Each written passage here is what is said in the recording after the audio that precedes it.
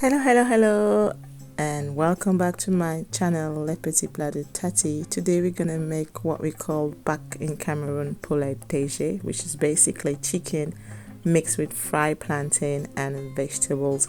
Is a delicacy, is a special dish that you cook back home for special occasion, for special people. That's why it's called Poulet DG. It basically mean chicken for CEO, for directors, for shareholders. So today I'm gonna share with you my special recipe to make this delicacy from Cameroon. I don't use any tomato or bell pepper. Stay tuned.